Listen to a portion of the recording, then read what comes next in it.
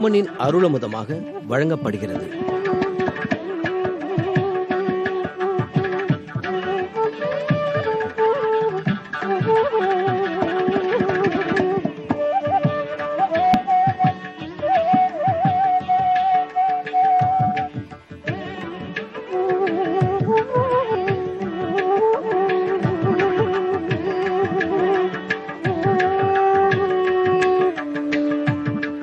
சந்திரகாந்தானனம் ராமம் அதீவ பிரியதர்சனம் ரூப ஔதார்ய குணைஹி பும்சாம் திருஷ்டி சித்தாபஹாரிணம்.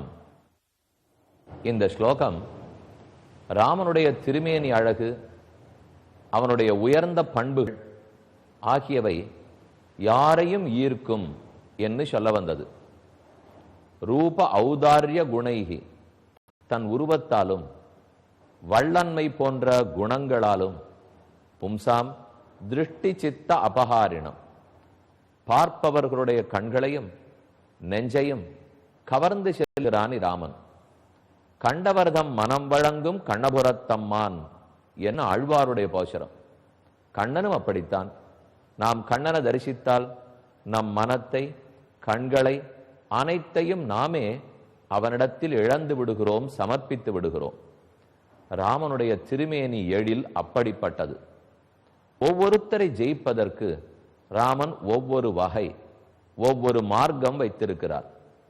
விபீஷணனை ஜெயித்தான், ராவணனையே வெற்றி கொண்டான், சூர்பனகையை தோற்கடித்தான். ஆனால் அனைவருக்கும் ஒரே பண்பை காட்டுவதில்லை. தன்னுடைய மிகச்சிறந்த பண்பான சௌசீல்யம், உயர்ந்தவன் தாழ்ந்தவன் பார்க்காமல் இரண்டர கலப்பார், எல்லாரோடும் நட்பு கொள்வார். இந்த குணத்தை காட்டித்தான் விபீஷணனை வெற்றி கொண்டான். வீரத்தை காட்டி, பராக்கிரமத்தை காட்டி ராவணனை வெற்றி கொண்டான். தன் திருமேனி அழகை காட்டி அதற்கே பைத்தியமாக்கி விட்டான் சூர்பனகையை.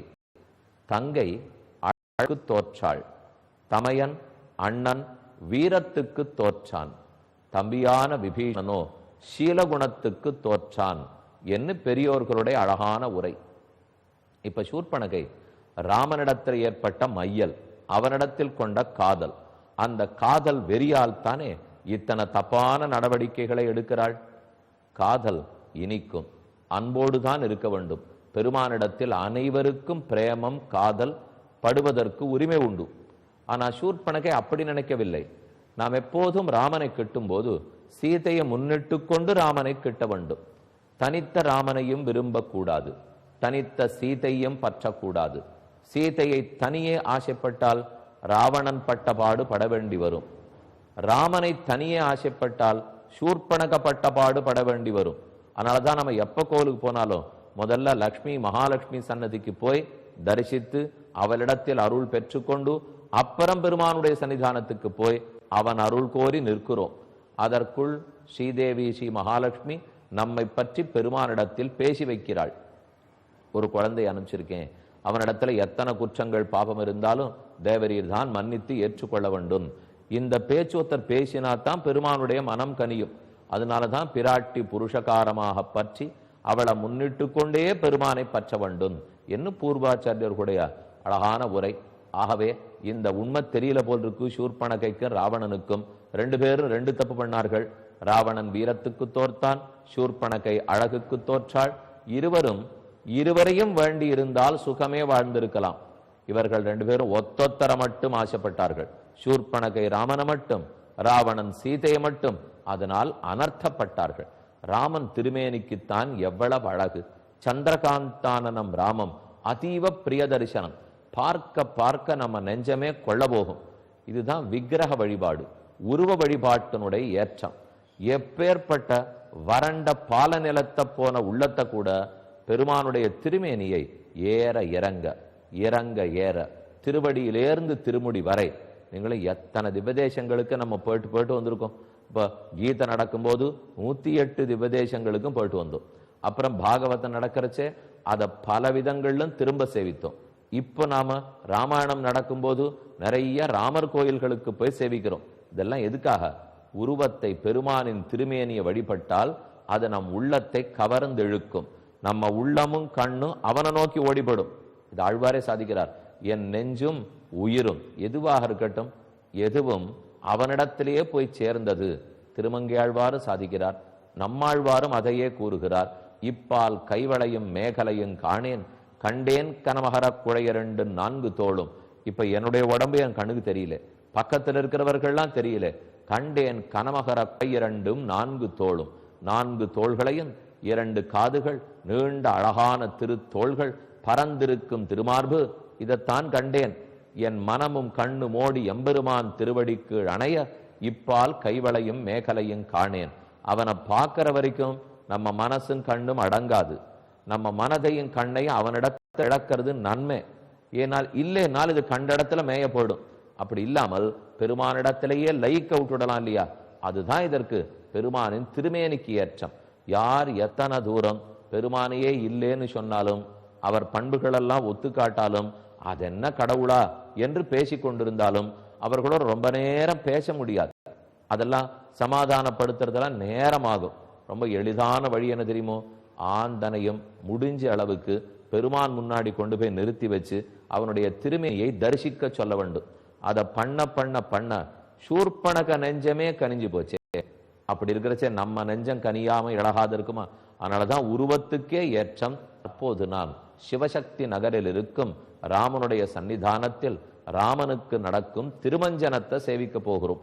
பகவானுடைய திருமேனி வழிபாடனால் அவர் வஸ்திரம் சமர்ப்பித்து கொண்டு நிறைய ஆபரணங்கள் புஷ்பமாலையாலே திருமேனியை மறைத்து கொண்டு இப்படியெல்லாம் சேவிச்சிருக்கும். ஒரு பெரிய உற்சவம் நடக்கிறது, புறப்பாடு நடக்கிறதுன்னா ஒரே புஷ்பமா இருக்கும், ஆபரணங்களா இருக்கும், திருமேனில ஒரு துளி கூட சேவையே ஆகாது. ஆனா திருமஞ்சனத்தின் போதுதான் எல்லாத்தையும் களைந்து விட்டு ஒத்தை மாலையோட புனிசிரிப்போட தன் திருமேனியே நமக்காக காட்டுகிறார் இல்லையோ? இது கிட்டத்தட்ட சர்வஸ்வதானம், அனைத்தையும் கொடுக்கிறார். திருமஞ்சனத்தின் போது பெருமானை நம்ம சேவிச்சிட்டோம்னால் அப்ப தன்னடையே உள்ளமும் அவனிடத்தில் ஈடுபடும். தற்போது நாம் அம்பத்தூரிலிருந்து ஆவடி செல்லும் நெடுஞ்சாலையில் அங்கிருந்து உள்நோக்கி 1 கிலோமீட்டர் தூரம் சென்றால் அண்ணனூர் ரயில் வண்டி நிலையத்திலிருந்து 1/2 கிலோமீட்டர் தூரத்தில் உள்ள ராமன் திருக்கோயில், கோதண்டராமனுடைய ஆஸ்தானம். இன்று நாம் சென்ற பொழுது திருமஞ்சனம் நடந்தது நம் பாக்கியம்.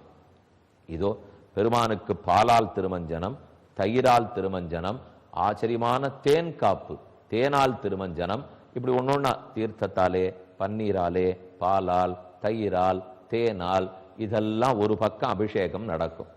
மற்றொன்று சந்தன காப்பு, மஞ்சள் காப்பு.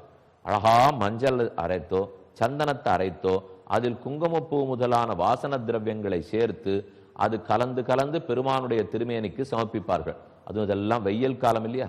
இந்த காலத்துல பெருமாளுக்கு சிசுரோபச்சாரம் பண்ண வேண்டும், அவருக்கு உபச்சாரம் சுஷ்ரூஷ பண்ண வேண்டும்.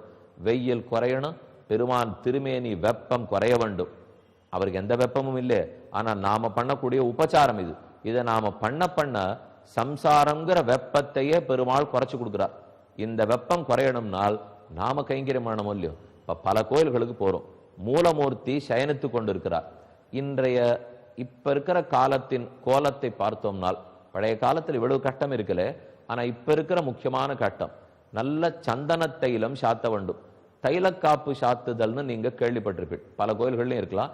சொதா திருமேனியாக இருந்தால் சிலா திருமேனி கூட சாத்தனம்னு அவ்வளவு நிர்பந்தம் இல்லை.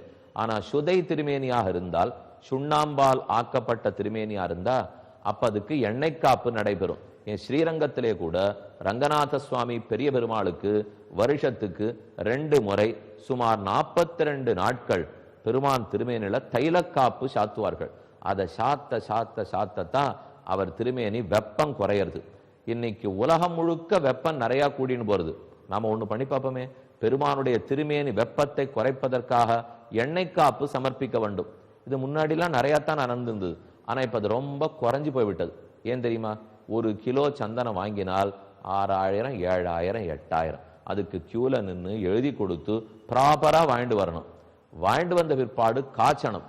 நீங்க காய்ச்சறதுக்கு தெரிஞ்சவாளுக்கு மக்களே குறைவு. அது ஒரு சில தேவஸ்தானங்கள்ல மட்டும்தான் பண்ண முடியாது. அதுக்கு காத்துன்னு இருக்கணும், 1 வாரம் ஆகும். ஒரு 10-15 கிலோ சந்தனக்கட்டையை வாங்கிட்டு வந்துட்டு அதை நன்னா அதுக்கு வேண்டிய கூன் சட்டி கட்டி காய்ச்சி முடிச்சு எடுத்தா அழகா வரும். ஆனா எத்தனை 5 மடங்கு போட்டோம்னா 1 மடங்கு தான் எண்ணெயே கிடைக்கும். அப்புறம் அந்த எண்ணெய் காப்ப பெருமான் திருமேனில மெதுவா தடவணும். கொஞ்சம் கொஞ்சமாவது திருமேனிக்குள்ள வாங்கும். ஆனா அந்த எண்ணெய் காப்பு நிச்சயம் செய்ய வேண்டும். அது விலை அதிகமா போயிட்டதுனாலே இப்ப அப்படி யாரும் போறது இல்லை. சாமானிய தைலம் எல்லா இடத்துலயும் கிடைக்கிறது. அது ஒண்ணு இல்லை, கிலோ 500 600 700க்கே கிடைச்சிடும். அதை வாங்கி சாத்தி விடுறார்கள். ஆனா அதில் வெப்பத்தை போக்கும் சக்தி குறைவாகத்தான் இருக்கும். அப்ப திருமஞ்சனம் பண்ணுவதோ பெருமானுடைய திருமேனிக்காக எண்ணெய் காப்பு சாத்துவதோ இதெல்லாம் நாம் செய்ய வேண்டிய தொண்டு. இதோ நேரே திருமஞ்சன திருக்கோலத்தில் இன்று ராமனை சேவித்துக் கொண்டோம். அடுத்த நாள் மூலமூர்த்தியை சேவிப்போம். இப்போது சூர்பனகை ராமனின் வடிவழகில் மயங்கியவள் ராவணனை தூண்டுகிறாள். அரண்ய காண்டத்தில் 33வது சர்க்கம். தத சூர்பனகா தீப்தா ராவணம் லோகராவணம் அமாத்திய மத்தியே சங்குருத்தா பருஷம் வாக்கியம் அப்ரவீத். அனைவரும் புடைசூழ வீற்றிருந்த ராவணனை பார்த்து கோபமாக பேசுகிறாள். உன் நாட்டில் என்ன நடப்பதென்பதே உனக்கு தெரியவில்லை. எங்கோ 14,000 பேரை ஒரு மனிதன் கொன்று தீர்த்திருக்கிறான். உன் தங்கையை நேரே காது மூக்கு அறுத்து விட்டிருக்கிறார்கள். இது எதுவும் கண்டுகொள்ளாமல் நீ போகத்தில் ஆழ்ந்திருக்கிறாய். நீ ஒரு அரசனா? உன் கடமை தவறிவிட்டாய். இப்படி நாட்டு நடப்பே தெரியாத ஓர் அரசன் வெகுகாலம் வாழ மாட்டான். அரசே புரிந்துகொள்.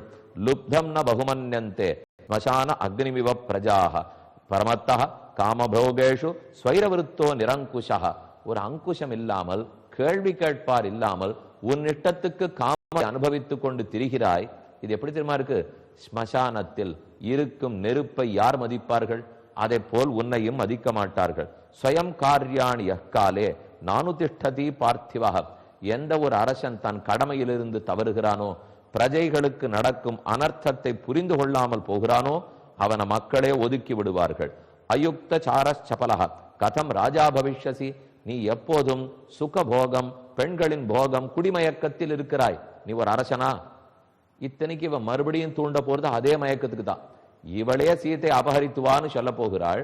ஆனா இவ இப்ப சொல்லும் போது மட்டும் நீ இப்படி எதற்கோ ஆசைப்பட்டிருக்காய். அரசனா நீ நடந்து கொள்ளவில்லை. உன்னுடைய ஒற்றர்களின் லட்சணத்தை கேள். சாரேண தஸ்மாத் உச்சந்தே ராஜானோ தீர்க்க சக்ஷுசா. ஒரு அரசனுக்கு கண் பார்வை இவ்வளவு தூரம் இருந்தாலும் ஒற்றர்கள் மூலமாக அவன் கண் பார்வை வெகு தூரத்துக்கு இருக்க வேண்டும். ஒற்றர்கள் சரிவர வந்து செய்தி சொல்ல வேண்டும். அப்பதான் அரசனால நாட்டை நடத்த முடியும்.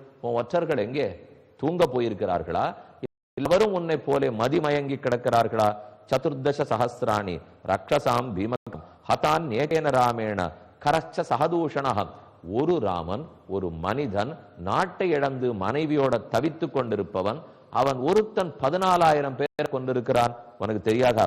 நானுதிஷ்டதி காரியாணி பயேஷு ந பிபேதிச்ச.